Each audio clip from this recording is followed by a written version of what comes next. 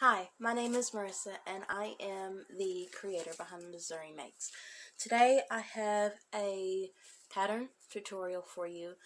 This one I think I'm going to call the Herringbone Poncho.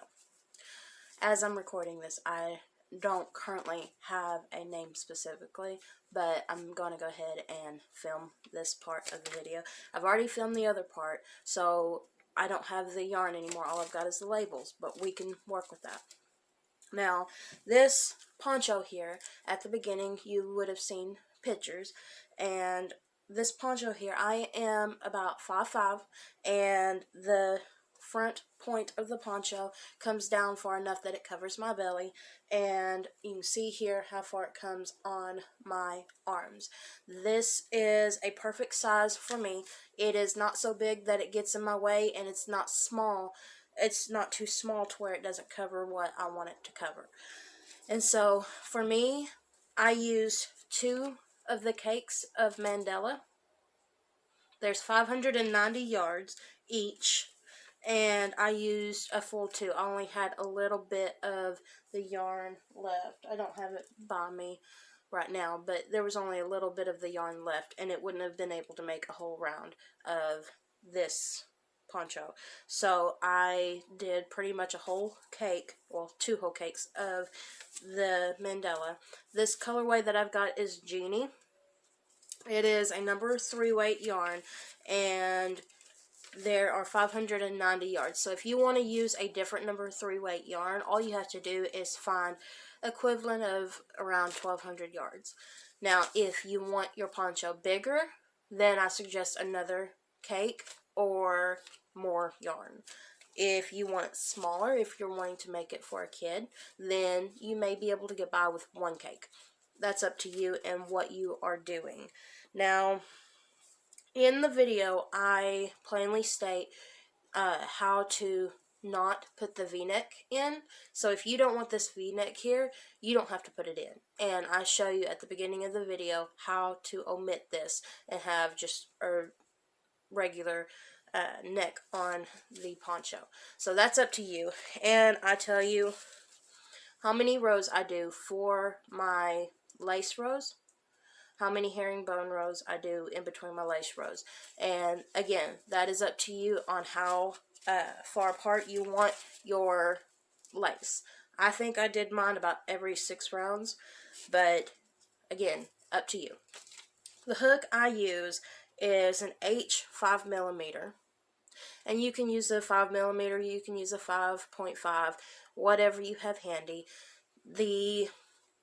What's going to change, it might, with a 5.5, it's going to be a little bit bigger, but it'll still be pretty. If you want to use a different yarn, say you want to use a number 2 weight or you want to use a number 4 weight, that is perfectly fine. And all you would do is you would get your 4 weight and you would grab the appropriate hook for your 4 weight. Me, I would probably still use a 5mm or a 5.5, just because I personally like my stitches to be a little bit on the tighter side for most things, unless I'm doing lace. For most things, I like my stitches to be on the tighter side. I'm not one that wants it gappy. I don't know if that's the right term, but that's just me. And so I would probably still use a 5 or a 5.5, but if you're using a number 4 weight or a bulky or whatever you want to use, just grab the appropriate hook for that yarn and start the pattern. Now, you will have to remember that if you change the weight of the yarn or you change the hook size, the yardage you will need to make your poncho will be different.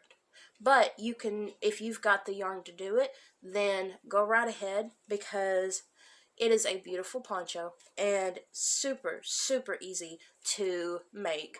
And there's no sense if you ain't got a number 3 weight, if you ain't got Mandelas, whatever the case may be. If you've got yarn, you can make this poncho. So go ahead and go to the next step of the video, and I will meet you there. Alright, to start our poncho, you're going to chain 81. Now, I will say this. My poncho, before we start, I'll go ahead and go over this. my poncho, oops, it's backwards. Okay, so if you look here, my poncho has a V-neck in mine. If you don't want this V-neck in yours, then what you're going to do is you're going to join your chain at the beginning. So what you'll do is, instead of chaining 81 and starting your round like I'm going to, you'll chain 80 and slip stitch them together. Make sure you don't twist your chain. If you twist your chain, then you'll end up having to start over. So what you want to do, if you don't want this V-neck, is to chain 80, making sure not to twist your chain and slip stitch them together to do this. The V-neck is totally up to you and how you want yours to look. That's just what I did for mine. Okay, so what we're going to do now, in order to have your 4 points, what you're going to do is you're going to take and divide your 80 into 4, which means that on the 20th stitch, you're going to put a point. Okay, to start, we're going to put a herringbone half double crochet. Let's see, trying to get close enough. You're going to put a herringbone half double crochet into the second chain from your hook. So yarn over, and I'm going to go into the bump of the stitch instead of the side of the stitch. That's your choice and what you want to do. Pull up your loop. You've got your 3 loops. Take this first loop here on your hook and pull it through that next loop. Yarn over and pull through 2. That is a herringbone half double crochet. You're going to do that again. Yarn over, insert your hook into the next chain, pull up a loop, take that loop you just pulled up and pull it through that next loop on your hook, yarn over and pull through 2. I want you to go ahead and do 19 herringbone half double crochets.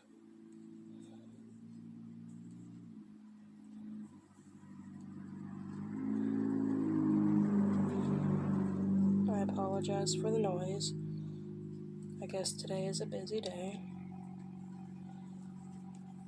Go ahead and do your 19 and we'll be back.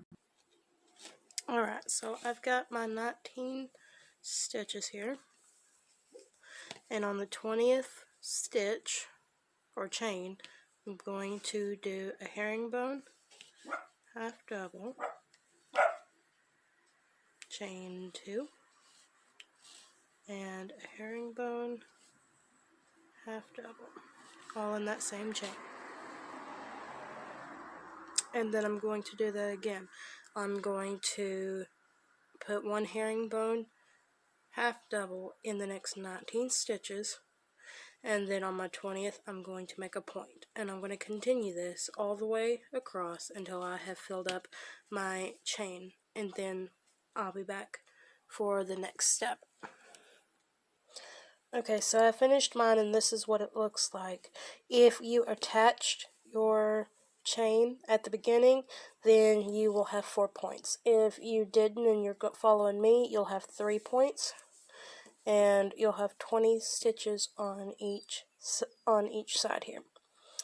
Okay, so the next step to do, if you're following me, is what you're going to do is you're going to chain 1, turn your work, and you're going to put 2 herringbone half double crochets into that first stitch. And you're going to put 1 herringbone half double crochet into each of the next stitches until you reach your point.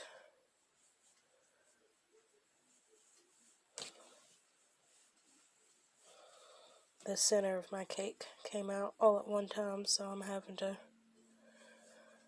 pull it out a little bit at a time to avoid yarn barf. But that is all you're going to do until you reach. Okay, so I am here at my first point, and what you're going to do in the point is herringbone half double, chain 2, herringbone half double. And then you're just going to continue on in each stitch. And once you get to the next point, that's what you'll do. Herringbone half double, chain 2, herringbone half double. And you'll do that all the way across till you reach your other side. And then the last stitch of your chain, it'll get 2 herringbone half doubles. So go ahead and continue that across, and we will meet back up. Alright, so I put 2 herringbone half double crochets in this last stitch here, and for this pattern, if you want your piece to look exactly like mine, for this pattern, what you will do is you will repeat that row until you have 10 rows here before we join and start going in the round. So go ahead and get your 10 rows done, and then we'll come back, because for demonstration purposes and to make this video not be an hour long, I am going to go ahead and join mine and start with the next bit of the video. So go ahead and get your 10 rounds done and meet back here. Pause the video. Once you get your 10 rounds done, meet back here and we will start joining the piece together. Okay, so you're going to chain 2, and without twisting your piece, and because your piece will be thicker, it won't be as hard to make sure it's not twisted. It's not that hard as this is, because you know it is what it is, but because your piece will be thicker, it won't be that difficult. But what I'm going to do, I've got my chain 2, and I am going to slip stitch over here to this first herringbone that we made, and that's what your piece will look like that. And that's where your 4th point will come in for your poncho. Okay, so how we start the next round. We will no longer be turning our rounds. We will be chaining 1 and then just continuing on. So I chained 1, and I'm going to put a herringbone half double into that first stitch that our slip stitch is coming out of, and I will be putting a herringbone half double in every stitch, making sure that I do my points the way we've been doing them, which is herringbone half double, chain 2, herringbone half double. So let's go ahead and get to that point before I send you on your way. That way we know what we're doing.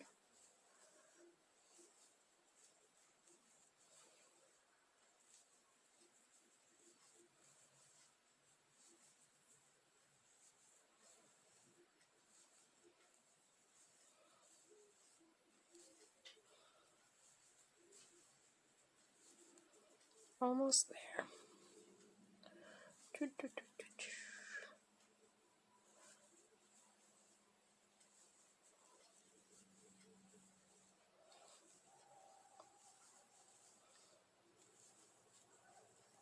Oops. Try again. Oh, come on, Marissa. Get with the club. There we go.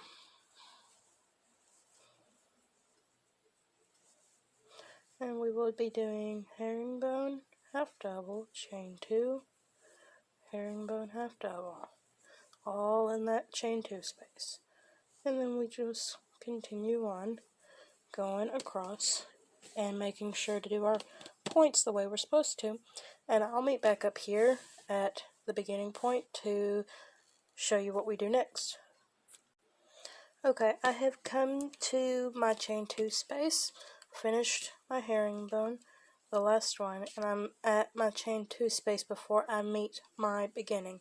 And what I do for this chain 2 space is I treat it as if it's a point. So herringbone, half double, chain 2, herringbone, half double, just like that. And then I'll slip stitch to that first herringbone that was created. And that will gradually form the point for your front. Okay, so I am, like I said, for demonstration purposes, going to go through each round that is required in this. Now, I will say, if you want to omit this part here, if you look, these holes, if you want to omit that in your poncho, you can, or you can put them in. I'm going to show you how to do the round, and then it's up to you if you want it in your poncho. Your poncho will look just fine if you decide to just do straight herringbone, or you can decide to add the lace bits in. Mine that I did, let's see, 1, 2, 3, 4, 5, 6, 7, 8, 9, 10. I did my first initial 10 rounds. Okay, so after I did my first initial 10 rows here, I did 2 more rounds before starting the lace stitch. And then after that, I did 6 rounds in between each lace stitch. You can see here, I've got 6 rounds in between each. And so you can decide to do a lace round every 2 rounds. You can do a lace round every 10 rounds. However it is that you want your poncho to look, it is up to you, because you're going to be wearing it and you want it to look a certain way. I am going to show you how to do the lace stitch, and then you place it in your poncho where you think it suits for you. Okay, so what we're going to do, okay, so we're going to chain 1, and you're going to place a herringbone into that same stitch. We're going to chain 1, skip 1 stitch, and herringbone into the next. Chain 1, skip 1, go into the next stitch, and place a herringbone. Chain 1, skip 1, place a herringbone in the next. There is the only increasing that you will do in your poncho is at your 4 points. And so you chain 1, you skip 1 because that chain counts as a stitch, and you'll go into the next one and place a herringbone. Chain 1, skip 1, place a herringbone in the next. And this creates your lace stitch that you see here. And you will treat the points as you always do, placing 1 herringbone in the point, chain 2, 1 herringbone into all 4 points. And that is all you do.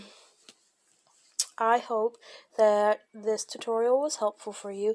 If it was, don't forget to like and subscribe. And don't forget to tag me in your Instagram photos of your finished project, because I would really like to see what it looks like. Y'all have a wonderful day, and I will see y'all later.